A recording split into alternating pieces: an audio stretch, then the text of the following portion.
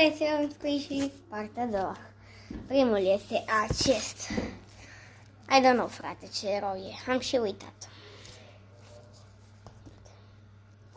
Ok. Al doilea este un burger. Da, uitați. Du-te și tu. Ok. Al doilea este un butter. Vi l-am mai arătat pe ăsta.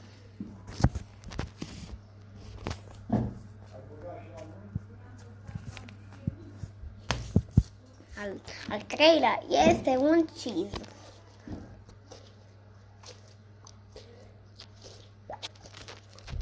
Du-te și tu.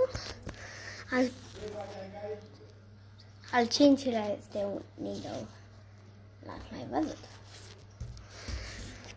Al șaselea este un butter. Tot un butter. Și al șaptelea este un dumpling.